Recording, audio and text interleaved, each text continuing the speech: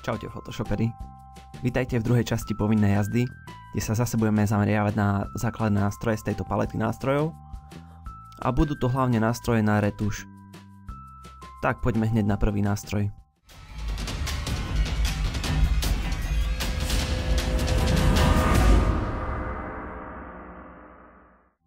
Prvým nástrojom je Spot Healing Brush Tool.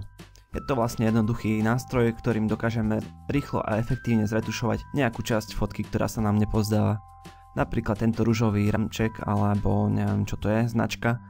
Jednoduchým kliknutím s týmto nástrojom na túto značku sa nám podarí zretušovať danú oblasť. Vlastne automaticky si Photoshop vypočíta okolité pixle a doplní ich. Poďme na ďalší nástroj na retuš, je to Healing Brush Tool. Tento nástroj nie je až tak jednoduchý, lebo potrebujeme si nabrať nejakú vzorku. Vzorku si dokážeme nabrať tak, že podržíme klávesu Alt, klikneme a pustíme klávesu Alt. Následne môžeme zretušovať tento stĺp. A môžete si všimnúť krížik vedľa toho štetca, tam aj vlastne naberá danú vzorku. Teraz to nebude dokonalé, lebo som tam prešiel viackrát, čiže Ctrl Z. Naberiem vzorku stadiaľ, použijem. Mi to zretušovalo tento stĺp. Prejdeme na ďalší nástroj, je to Patch Tool. Je to ďalší zo série nástrojov na retuš. Patch Tool dokáže retušovať takýmto spôsobom. Nakreslite si danú oblasť, ktorú chcete zretušovať. Pustíte a premiestnite na oblasť, z ktorej tento nástroj nabere vzorku.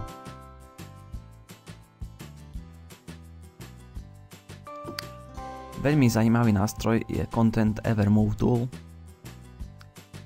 S týmto nástrojom dokážeme napríklad posunúť tento znak bez toho, aby nám tam vznikla vzadu diera. Jednoduchým označením si tohto znaku ho dokážem posunúť tuto a Photoshop mi automaticky prepočíta farby a nahradí ich.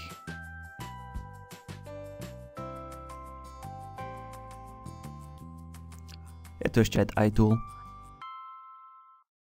Tento nástroj slúži na korekciu červených očí, keď máte nejakú fotku a váš foťák vás odfotil s červenými očami, tak použijete tento nástroj.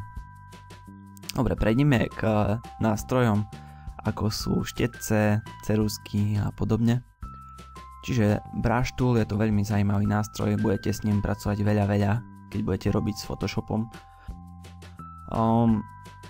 Sú tu nejaké základné brushe, avšak mnoho štetcov sa dá stiahnuť z internetu.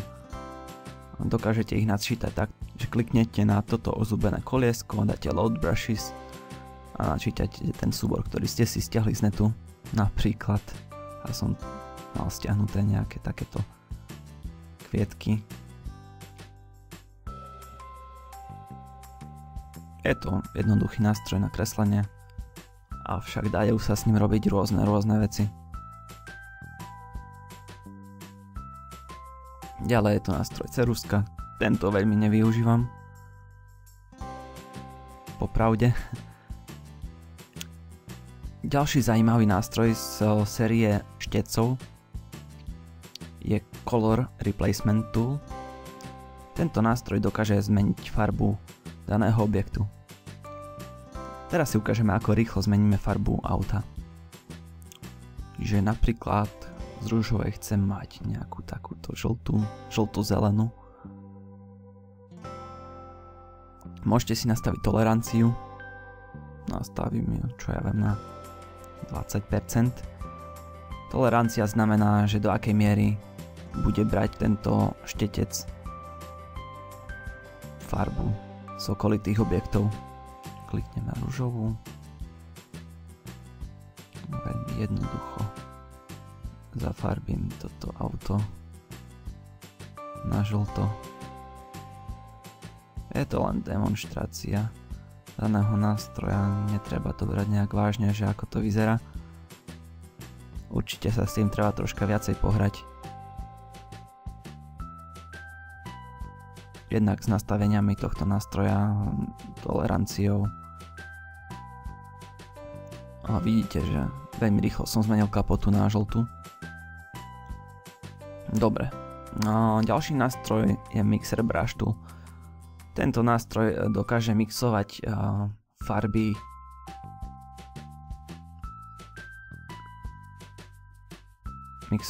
obrázka. Ja ho využívam hlavne pri retuši tváre, keď chcem veľmi jemne vyretušovať nedokonalosti tváre. Pozrime si napríklad tuto na tomto stĺpe. Jednoduchým klikaním a ťahaním hore-dole nám tento nástroj mixuje farby.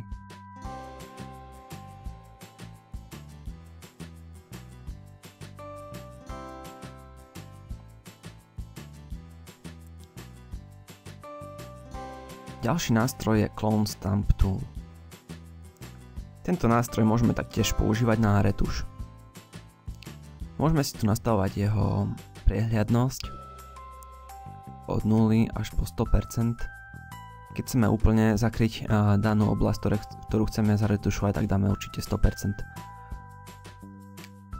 Funguje takisto ako Healing Brush Tool, teda je potrebné si nabrať určitú vzorku, klávesou s krátkou Alt, klikneme napríklad tuto, zväčším si trošku štetec, kliknem tu s klávesou s krátkou Alt, pustím Alt a zaretušujem. Taktiež kliknem,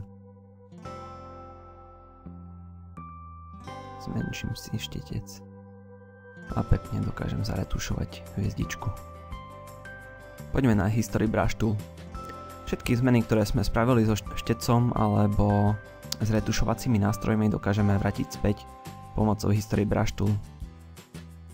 Čiže jednoducho prejdeme si po miestach, kde sme robili nejaké zmeny. Všetko sa nám to vráti naspäť. Ďalší nástroj je Guma. Je to štandardný nástroj, ktorý nájdete aj vlastne v obyčajnom maľovaní Windowsackom. Avšak dávam do pozornosti nástroj Background Eraser Tool. Tento nástroj nám dokáže vlastne vymazať pozadie. Taktiež si potrebuje navoliť vzorku, ktorú bude mazať klávesou s krátkou Alt. Kliknem na zelenú farbu, kde si tu dokážeme nastaviť toleranciu. A nevymaže nám auto, maže nám len pozadie auta.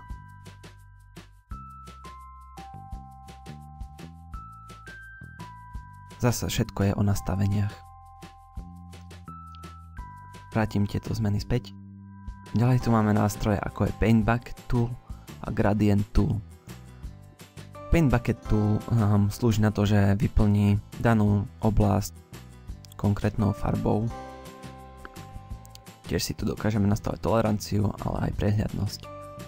A zase Gradient Tool nám slúži na to, aby sme si dokázali urobiť nejaký farebný prechod. Kliknutím a potiahnutím máme nastavený tento farebný prechod od čiernej po sivú. Tu si vieme vlastne meniť. Všetko sa dozviete neskôr, teraz to nie je až tak dôležité. Ďalej tu máme nástroj na rozmazanie, teda Blur Tool. Keď chceme mať rozmazané pozadie, tak používame tento nástroj. Na rozmazané pozadia sú tu ešte aj ďalšie rôzne filtre, čiže sa im to teraz nebudem venovať nejak podrobnejšie. Môžete si vyskúšať tento nástroj na rozmazanie. Ďalej je tu Sharpen Tool, ten je zase na zostrenie. A Smudge Tool. Smudge Tool je vlastne na rozťahanie nejakej časti objektu. Ďalej by som prešiel na Dodge Tool, je vlastne nástroj, ktorý nám zosvetľuje určité časti fotky. Tu si môžeme vyberať, že či chceme zosvetliť tiene, stredné tóny alebo svetla. Taktiež silu zosvetlenia. Netreba to niekedy preháňať s tou silou zosvetlenia, lebo zase sa nám tam môžu objaviť nejaké body, ktoré by sme si tam už neželali. Ja si teraz určím stredné tóny zosvetlenia. Vidíme tu tmavú trávu. Jednoduchým potiahnutím, kliknutím a potiahnutím sa nám táto tráva zosvetlila. Taktiež môžeme auto si zosvetliť trošku.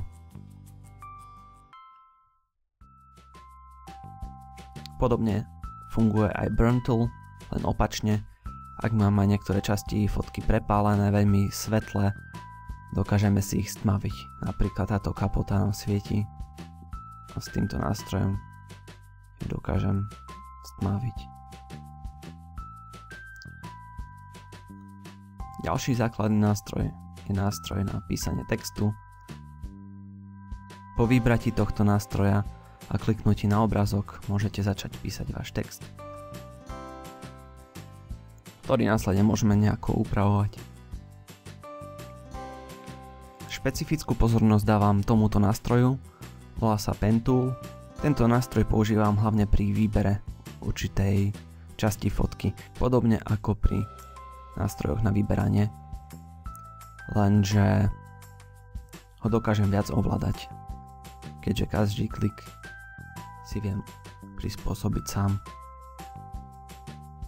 a presne.